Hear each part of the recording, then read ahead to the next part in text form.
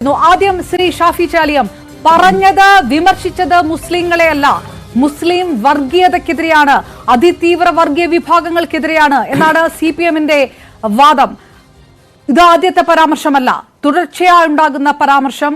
ആ തരത്തിലാണ് CPM വ്യാഖ്യാനിക്കുന്നതെങ്കിൽ അത് ലീഗ് അംഗീകരിക്കുന്നുണ്ടോ? അതല്ല എങ്കിൽ പാർട്ടിക്ക് തന്നെ, CPM എന്ന രാഷ്ട്രീയ പാർട്ടിക്ക് തന്നെ കൃത്യമായ ഒരു നയമാറ്റം അതിനകത്തുണ്ടായിട്ടുണ്ട് എന്ന് കരുതുന്നുണ്ടോ ലീഗ്?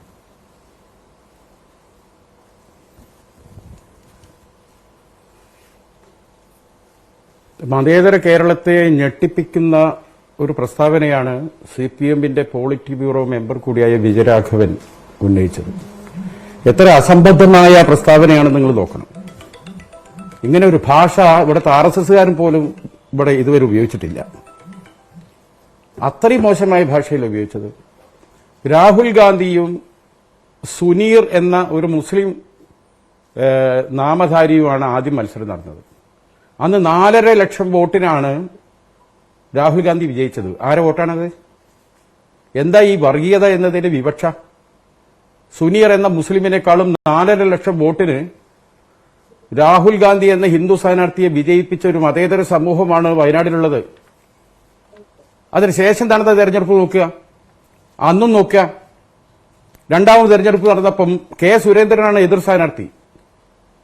രാഹുൽ ഗാന്ധി വിജയിച്ചപ്പോൾ രാഹുൽ ഗാന്ധിയുടെ വിജയം മുസ്ലിം വർഗീയതയുടെ വിജയമാണെന്ന് സുരേന്ദ്രൻ പോലും എന്താണ് പറഞ്ഞിട്ടില്ല. അത് മനസ്സിലാക്കണം. ഇപ്പൊ എന്താ പറയുന്നത്? പ്രിയങ്ക ഗാന്ധിയുടെയും രാഹുൽ ഗാന്ധിന്റെയും ഒക്കെ മുന്നേറ്റത്തിന് മുന്നിലും പിന്നിലും നിന്നത് എന്താ പറയാ, മുസ്ലിം ഏത് അപകടകാരികളാണ് നിന്നത്? ഇങ്ങോട്ട് പറ, ഏത് അപകടകാരി? ഞങ്ങളാണുള്ളത്, മുസ്ലിം ലീഗാണ്. പിന്നെ ആ ലോക്സഭാ മണ്ഡലത്തിന്റെ മൊത്തം സ്ഥിതിഗതികൾ നിങ്ങൾ എടുക്കുക. കൽപ്പറ്റ മുസ്ലിം ഭൂരിപക്ഷമാണോ? മാനന്തവാടി മുസ്ലിം ഭൂരിപക്ഷമാണോ? സുൽത്താൻ ബത്തേരി മുസ്ലിം ഭൂരിപക്ഷമാണോ? തിരുവമ്പാടി മുസ്ലിം ഭൂരിപക്ഷമാണോ? നിലമ്പൂരോ? ഒക്കെ സമാസമമാണ്. ഒരു വണ്ടൂർ വേറനാട് മാത്രമാണ് അസംബ്ലി മണ്ഡലത്തിൽ എന്താണ് മുസ്ലിം ഭൂരിപക്ഷം എന്ന നിലക്കുള്ളത്. ബാക്കി എന്താണ്? ഒരു വയനാടിലെ ഒരു ജനതയെ, അത് CPM പോലുള്ള പാർട്ടി, ഈ വിജയരാഘവൻ എന്താ ഭ്രാന്തായോ? അയാളുടെ വായക്ക് ചങ്ങലിടേണ്ട സമയം കഴിഞ്ഞു. അല്ലെങ്കിൽ CPM എന്ന പാർട്ടി ഇവിടെ ഉണ്ടാവില്ല. ആ പാർട്ടിയിൽ മുസ്ലിങ്ങൾക്ക് ഇനി എങ്ങനെ നിൽക്കാൻ കഴിയും? ഏത് രീതിയിലാണ് ഏങ്കിൾ ചെയ്തത്? എന്താ ഇതൊക്കെ? ഇയാൾ ഇന്നൊന്നിനും തുടങ്ങിയതല്ലോ. ഇയാൾ എത്ര കാലമായി ഇത് പറയാൻ തുടങ്ങിയിട്ട്? ഇയാളെ പോലുള്ള ഇത്തരം നയം വെച്ചിട്ട് CPM എങ്ങനെ മുന്നോട്ട് പോവുക? ഇത് കേന്ദ്ര BJPക്ക്, ഈ സെൻട്രൽ BJPയുടെ നയമാണ് ഇവിടുത്തെ CPM-ന്റെ നേതാക്കളിലൂടെ പുറത്തു വരുന്നത്. ന്യൂനപക്ഷങ്ങളെ കുറെ പ്രീണിപ്പിക്കാൻ കുറെ ഇഫ്താർ വിരുന്നും പോത്തിറച്ചി ഫെസ്റ്റിവലൊക്കെ നടത്തി നോക്കി, ഒരു പ്രയോജനം ഉണ്ടായില്ല. ഇപ്പൊ എന്താ ചെയ്യുന്നത്? ഇപ്പം വർഗീയത ആളിക്കത്തിക്കുക. ഭൂരിപക്ഷത്തെ ഒരു മുസ്ലിം വിരുദ്ധർ BJPയെക്കാളും ഞങ്ങളാണ് എന്ന് വരുത്തി തീർത്ത് ഈ എന്താ പറയാ, മുസ്ലിം വിരുദ്ധരായ ആളുകളെ വോട്ട് BJPയിൽ നിന്ന് ഇങ്ങോട്ടേക്ക് വരണം. എവിടെ വരാനാ? ഈ കേരളമാണത്, മലയാളികളാണ്. അവര് ശരിയായ ചിന്താബോധത്തിലാണ്. അവർക്കറിയാം. പാലക്കാട്ട് പോലും നമ്മൾ കണ്ടില്ലേ, പാലക്കാട്ട് നഗരസഭയിൽ 1 തൊട്ട് 15 വരെയുള്ള വാർഡുകൾ, ബൂത്തുകൾ, അത് നിങ്ങൾ പഠിക്കി. ആരാണ്? ആ ചുണ്ണാമ്പുതുറ, പിന്നെ നൂറണി തുടങ്ങി ആ വല്യങ്ങാടി, കൽപ്പാത്തി വരെ നിലനിൽക്കുന്ന ആ ബൂത്തുകളിൽ ചോട്ടാ നാഗ്പൂർ എന്നാണ് ആ സ്ഥലത്തെ വിശേഷിപ്പിക്കുന്നത്. നാഗ്പൂർ എന്ന ആസ്ഥാനം RSSന്റേത് മഹാരാഷ്ട്രയിൽ നിലനിൽക്കുമ്പോൾ ചോട്ടാ നാഗ്പൂരായിട്ട് ഇന്ത്യയിൽ അറിയപ്പെടുന്ന ഒരു സ്ഥലം ഇങ്ങ് കേരളത്തിലെ പാലക്കാട്ടെ ഞാൻ ഈ പറഞ്ഞ ബൂത്തുകൾ നിൽക്കുന്ന സ്ഥലം. അവിടെയാണ് 4000 തൊട്ട് 6000 വോട്ട്, 8000 വരെ BJP ലീഡ് ചെയ്യാറ്. അവിടെയാണ് 6000 വോട്ട് രാഹുൽ മാങ്കൂട്ടത്തിൽ ലീഡ് ചെയ്തത്. അവിടെ UDF-നൊന്നും ബൂത്തിൽ പോലും ഇരിക്കാൻ ആളില്ല. കേരള പോലീസിന് പോലും അവിടെ കടന്നു ചെല്ലാൻ കഴിയില്ല. അങ്ങനത്തെ സ്ഥലമാണ്. അവിടുത്തെ BJPക്ക് വോട്ട് ചെയ്തിരുന്ന ഒരു സമൂഹം, അവർ ഈ പൂരം കലക്കാൻ തുടങ്ങിയിട്ടുള്ള തെമ്മാടിത്തം നടത്തിയ ഒരു പാർട്ടിയോടുള്ള എല്ലാ ബന്ധവും അവസാനിപ്പിച്ച് കോൺഗ്രസിലേക്ക് മറിച്ച് വോട്ട് ചെയ്തു. അതാ പാലക്കാട്ട് കണ്ടത്. ആ വോട്ട് ചെയ്തവരെ പോലും എന്താക്കി മാറ്റിവര്? അത് ജമാഅത്തെ ഇസ്ലാമി SDPI എന്ന ഒരു എന്താ പറയാ, ഒരു പെട്ടി ഓട്ടോറിക്ഷയ്ക്ക് പോലും കൊള്ളാവുന്ന ആളില്ലാത്ത ഈ ഈർക്കിർ പാർട്ടികളെ വെച്ചുകൊണ്ട് പറയാ അവിടെ വോട്ട് ചെയ്ത മതേതരരായ ഹിന്ദുക്കളടക്കമുള്ളവർ അവരൊന്നിനും പറ്റാതായി. അതിന്റെ വിജയം അവർക്ക്.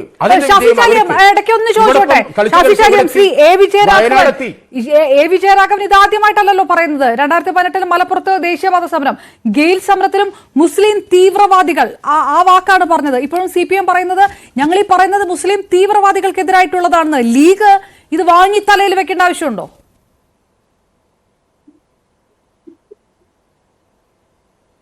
ലീഗ് വാങ്ങി എന്തിനു തലയിൽ വെക്കണ്?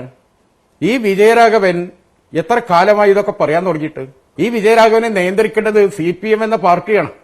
ഗോവിന്ദൻ മാഷ് ഇത് സംബന്ധമായി എന്ത് നിലപാട് പറയുന്നു എന്ന് കാത്തിരിക്കുകയാണ്. ഞങ്ങൾ മാത്രമല്ല, CPM-നകത്ത് അഭയം തേടിയ ഒരുപാട് ആളുകളുണ്ട്. ഒരുപാട് മുസ്ലിം നാമധാരികൾ ആ പാർട്ടിയിലുണ്ട്. അവർക്ക് ഞാൻ പാർട്ടിയിൽ നിൽക്കാൻ കഴിയോ? അല്ല, ഇത് എ വിജയരാഘവൻ മാത്രമല്ല. അല്ല, ശ്രീ ഷാഫി ചാലിയം, ഇത് എ വിജയരാഘവൻ മാത്രമല്ല. ലോക്സഭാ തെരഞ്ഞെടുപ്പിൽ UDF-ന്റെ ഈ സംഘടനാ തലം ചലിപ്പിച്ചത് ജമാഅത്ത് ഇസ്ലാമിയും SDPI ആണെന്ന് AK ബാലനും പറഞ്ഞിട്ടുണ്ട്.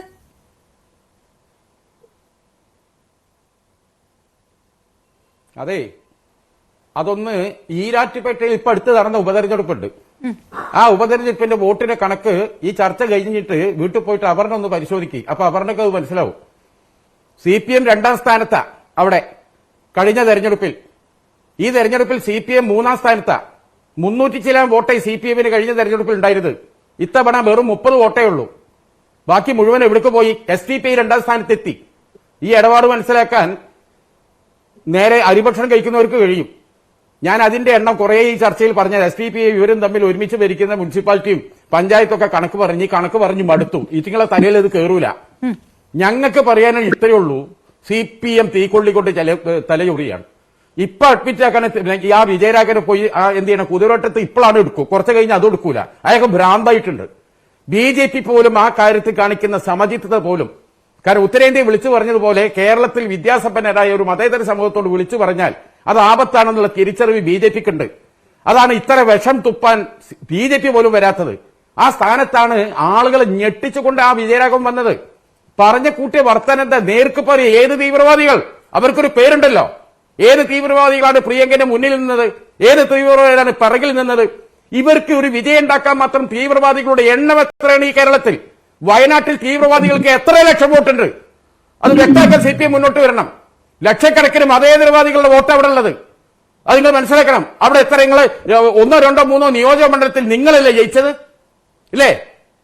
3 നിയോജക മണ്ഡലത്തിൽ നിങ്ങളെ ജയിപ്പിച്ചതാരാ? ഒറ്റ ചോദ്യം. വർഗീയവാദികൾ വയനാട് ഉണ്ടെങ്കിൽ വെറും വാവിട്ട വാക്ക് പറയുകയാണ്. മാനന്തവാടിയിൽ ഇടതുപക്ഷക്കാർ വിജയിച്ചത് ആരുടെ വോട്ടിലാണ്? ശ്രീ ഷാഫി ചാലിയം, ഒറ്റ ചോദ്യം ഇതിനകത്ത് കൂടെ ചേർത്ത് ചോദിക്കുന്നത്, എ വിജയരാഘവനെ പോലെ പോളിറ്റ് ബ്യൂറോ മെമ്പർ വാവിട്ട വാക്ക് പറയുകയാണ്, അല്ലെങ്കിൽ അത് കുതിരവട്ടത്ത് കൊണ്ടുപോയി ചികിത്സിക്കാനുള്ളതാണ്. ഇങ്ങനെ നിസ്സാരവൽക്കരിക്കുകയാണോ മുസ്ലിം ലീഗ്? ഇത് CPM എന്നൊരു പാർട്ടിയുടെ നയമാണ്, അല്ലെങ്കിൽ ഒരു നയമാറ്റമാണ് ലോക്സഭാ തെരഞ്ഞെടുപ്പ് തോൽവിക്ക് ശേഷം. അതുകൊണ്ടാണ് ദേ വിജയരാഘവൻ മാത്രമല്ല, അത് AK ബാലനാണെങ്കിലും അല്ലെങ്കിൽ P മോഹൻ അടക്കമുള്ളവരാണെങ്കിലും എല്ലാം പറയുന്നത്, പാണക്കാട് തങ്ങളെ കുറിച്ച് പോലും പരാമർശം ഉണ്ടാകുന്നത് അതൊരു പാർട്ടിയുടെ നയമാറ്റമാണ് എന്ന് ലീഗ് കരുതുന്നേയില്ല.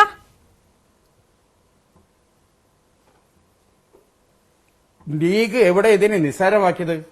ഞങ്ങളുടെ പാർട്ടി ലീഡർ PK കുഞ്ഞാലിക്കുട്ടി അതിശക്തമായിട്ടല്ലേ ഇതിനോട് പ്രതികരിച്ചത്?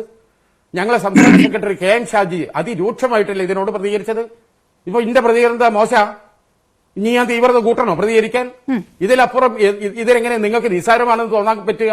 അതല്ല, ഒരു വ്യക്തിപരമായിട്ടോ നേതാക്കൾക്കോ അല്ല, ഇതൊരു പാർട്ടിയുടെ നയമല്ലേ, ഒരു പാർട്ടിയുടെ നയവ്യതിയാനമല്ലേ എന്നാണ് ചോദിക്കുന്നത്. ഒരു സമയത്ത് മുസ്ലിം ലീഗിനോട് പോലും അനുകൂലമായ നിലപാടുണ്ടായിരുന്ന ഒരു പാർട്ടി ഈ തരത്തിൽ കൃത്യമായ ഒരു നയത്തിന്റെ പുറത്തല്ലേ ഈ പരാമർശങ്ങൾ നടത്തുന്നത് എന്ന് ലീഗ് മനസ്സിലാക്കുന്നുണ്ടാകുമല്ലോ എന്നാണ് ചോദിച്ചത്. അതെ അതെ അതെ അതെ അതായത് അവരുടെ ബ്രാഞ്ച് സമ്മേളനം കഴിഞ്ഞു. ബ്രാഞ്ചിൽ നിന്നും ലോക്കലിലേക്ക് ആളുകളെ തെരഞ്ഞെടുത്തു. ലോക്കൽ സമ്മേളനം കഴിഞ്ഞു. അവിടെ നിന്നും ഏരിയ കമ്മിറ്റിയിലെ ആളുകളെ സെലക്ട് ചെയ്തു. ഏരിയ സമ്മേളനം കഴിഞ്ഞു. ഏരിയ സമ്മേളനത്തിൽ നിന്നാണ് ജില്ലാ പ്രതിനിധികൾ തെരഞ്ഞെടുക്കുന്നത്. ആ ജില്ലാ പ്രതിനിധികളോടാണ് ഈ മനുഷ്യൻ, ഈ പോളിറ്റ് ബ്യൂറോ മെമ്പർ സംസാരിക്കുന്നത്. ഇത് പാർട്ടി കോൺഗ്രസ് വരെ എത്തുന്ന ഒരു പ്രോസസ്സാ. അവിടെ എന്താ ഈ പറയുന്നത്? ഈ സമുദായത്തെക്കുറിച്ച് ഇത്ര മോശമായിട്ട് എന്താ എല്ലാ മതക്കാരും കൂട്ടിപ്പറയാത്തത്? തീവ്ര സ്വഭാവമുള്ളവരെ എല്ലാ മതത്തിലും ഇല്ലേ? നമ്മൾ കണ്ടതല്ലത്. ഇത് എപ്പോഴും ഒരു മുസ്ലിങ്ങളെ മാത്രം ഫ്രെയിമിലിട്ടിട്ട് ഇவ்வித ചീത്ത പറയാൻ നിങ്ങൾക്ക് അരിവാളും ചുറ്റേക്കും വോട്ട് ചെയ്ത ഒരുപാട് ലക്ഷോപലക്ഷം മുസ്ലിങ്ങളുണ്ട്. അവരെ നേരെ നിങ്ങൾ പല്ലിളിക്കുകയല്ലേ? അവരല്ലേ പ്രതിസന്ധിയിലായത്? താഴെത്തട്ടിൽ അവർക്ക് എന്ത് പറയാനുണ്ട്? ഞാൻ ഇന്നലെയായി പലരും കണ്ടു. അവരെ മുഖം പോലും വളരെയധികം വിഷമത്തിലാണ്. കാരണം തീവ്രവാദികളാണ് ഞങ്ങൾ ഉദ്ദേശിച്ചെങ്കിൽ നിങ്ങളെ ഉദ്ദേശമല്ല കിട്ടേണ്ടത്. നിങ്ങളെ വായിന്ന് വന്നതാ. ഞാൻ വന്നപ്പം അവിടെ ഇരിക്കുന്ന സാബു ചേട്ടനെ അല്ലെ റെജി ലൂക്കോസിനെ ഞാൻ തന്തയ്ക്ക് വിളിക്കുക. എന്നിട്ട് പിന്നെ പറയാണ് ഞാൻ വിളിച്ചത് നിങ്ങൾ അമ്മാവനെയാണെന്ന് പറയാം. അതുകൊണ്ട് എന്ത് കാര്യമുള്ളത്? നമ്മുടെ മനസ്സിലുള്ളതല്ല, നമ്മൾ ഉദ്ദേശിച്ചില്ല. നമ്മളെ വായിന്ന് വരുന്ന ജനങ്ങൾ കേൾക്കുന്ന പ്രേക്ഷകർ എന്താ വിജയരാഘവന്റെ വായിന്ന് വന്ന വിഷം എത്രമാത്രം ഗൗരവമുള്ളോ അതാണ്, എത്രമാത്രം ആക്ഷേപർഹമാണ്. CPM-ന് വോട്ട് ചെയ്യുന്ന മുസ്ലിങ്ങളുടെ മുമ്പിൽ ഇനി എന്താ മാർഗം? ഒരു സമുദായത്തെ അടച്ചാക്ഷേപിക്കില്ലേ? തീവ്രവാദികളാണെങ്കിൽ ആ തീവ്രവാദികളുടെ പേര് പറയാം, ആ തീവ്രവാദികളുടെ എണ്ണം പറയാം. വയനാട് ജില്ലയിൽ നിങ്ങൾ 3-4 സ്ഥലത്ത് നിങ്ങൾ ജയിച്ചാണ്. ആരുടെ വോട്ടോടെ നിങ്ങൾ ജയിച്ചത്? അത് ഇത്ര മനസ്സിലായി. ഇത്ര തീവ്രവാദികൾക്ക് വോട്ടുണ്ടെങ്കിൽ നിങ്ങളെ കൂടെ ഈ തീവ്രവാദികൾ ചേർന്നാൽ അവര് എന്താണ് മതനിരപേക്ഷർ. കോൺഗ്രസിനെങ്ങാനും ആരെങ്കിലും വോട്ട് ചെയ്തു എന്ന് പറഞ്ഞാൽ അവർ അന്നേരം ഭീകരർ. നിങ്ങളൊക്കെ ട്രാക്ക് ഇവിടെ ഉണ്ടല്ലോ. നിങ്ങളെ പ്രീവിയസ് പൊളിറ്റിക്കൽ ട്രാക്ക് കൃത്യമായി കേരളത്തിൽ ഏത് കൊച്ചുകുട്ടിക്കും പരിശോധിക്കാം. ഇന്നത്തെ കാലത്ത് ജമാഅത്തെ ഇസ്ലാമി തത്തമ്മയെ പൂച്ച എന്ന് പറഞ്ഞ പോലെ ജമാഅത്തെ ഇസ്ലാമിയെ 2012 വരെ എവിടെയിരുന്നു നിങ്ങൾ? എത്ര വലിയ വലിയ കമ്മിറ്റികൾ എടുത്തു? മുസ്ലിം സമുദായത്തിനെ പ്രതികരിച്ചുകൊണ്ട് നിങ്ങൾ ജമാഅത്തെ ഇസ്ലാമിക്കാരെയാണ് അച്യുതാനന്ദന്റെ കാലത്തെടുത്തത്. പാഠപുസ്തക കമ്മിറ്റിയാ, അതേമാതിരി തന്നെ പാലുളി കമ്മിറ്റിയാ. ഈ സമസ്ത പോലെ മുസ്ലിങ്ങൾ അണിയേരുന്ന ബഹുഭൂരിപക്ഷം അണിയേരുന്ന സംഘടനയിൽ ഒരൊറ്റ ആളെപ്പോലും എടുക്കില്ല. ലീഗിന് എടുക്കണ്ട. ഈ പാഠപുസ്തക കമ്മിറ്റിയിൽ ജമാഅത്തേരെ കയറ്റി. എന്താ ഇവിടെ സംഭവിച്ചത്? ആകാശം ഇടിഞ്ഞു വീണോ? മൗലാന മൗദൂദിന്റെ ജീവചരിത്രം പാഠ്യപുസ്തകമായോ? അതുകൊണ്ട് എന്ത് ആപത്തുണ്ടായത് നിങ്ങൾ പറയും. നിങ്ങൾ തന്നെ ഇത്ര കാലം മുസ്ലിം സമുദായത്തിന് പ്രതികരിക്കാൻ 10-80 ലക്ഷം മുസ്ലിങ്ങളെ കേരളത്തിൽ വെറും 3000 മെമ്പർഷിപ്പുള്ള ജമാഅത്തെ ഇസ്ലാമിയെ ഒരു കാലത്ത് തെരഞ്ഞെടുക്കുന്നു. പെട്ടെന്ന് നിങ്ങൾ നയം മാറാൻ കാരണം എന്താ? നിങ്ങളെ നയല്ല മാറിയത്. ജമാഅത്തെ ഇസ്ലാമി ദേശീയ രാഷ്ട്രീയം മാറിയപ്പോൾ അവർ കോൺഗ്രസിന് പിന്തുണ പ്രഖ്യാപിച്ചു. ആ ഒരൊറ്റ തെറ്റായത്. അതിനു പേരിൽ ഞങ്ങൾക്ക് ബുദ്ധി ഉപയോഗിക്കുന്നത് ജമാഅത്തെ ഇസ്ലാമിയാണ്. ഇതൊക്കെ ആര് വിശ്വസിക്കും ഈ മണ്ടത്തരങ്ങളൊക്കെ? ഇപ്പം നോക്കി ഈ രാഹുൽ ഗാന്ധിയും പ്രിയങ്ക ഗാന്ധിയും ആരാ ദേശീയ തലത്തിലെ ശ്രദ്ധയവർ? ഈ രാഹുൽ ഗാന്ധിക്ക് നേരെ അപരന്മാരെ നിർത്തി രാഹുലിനെ തോൽപ്പിക്കാൻ ഇറങ്ങിയവരാണ്. ആ രാഹുലിന്റെയും ആ പാർട്ടിയുടെയും ഔദാര്യത്തിൽ രാജസ്ഥാനിലും അവിടെ ഇവിടെയൊക്കെ ആയിട്ട് ഓരോരോ ചെറിയ സീറ്റ് കിട്ടിയത്. അതിന്റെ ഫലത്തിലാണ് ഇന്ന് തമിഴ്നാട്ടിൽ നിന്നും അവിടെ നിന്നൊക്കെ അവിടെ പോയിരിക്കുന്നത്. ആ സീതാറാം യെച്ചൂരി മരിക്കും വരെ രാഹുൽ ഗാന്ധിയുടെ കൂടെ ഉണ്ടായിരുന്നു. ഇപ്പൊ ഈ കേരളത്തിലെ ഈ ഭ്രാന്തന്മാരായ ആളുകളാണ് ഈ CPM-ലുള്ളത്. ഇവരൊരു ഭാരമാകും. അതാ മനസ്സിലാക്കണേ. നിങ്ങളെ പിന്തുണച്ച കുറെ മുസ്ലിം സംഘടനകളൊക്കെ എന്ത് ചെയ്യും? Okay, right. യെസ്, ഞാൻ തിരികെ എത്താം. ശ്രീ ഷാഫി ചാലിയ.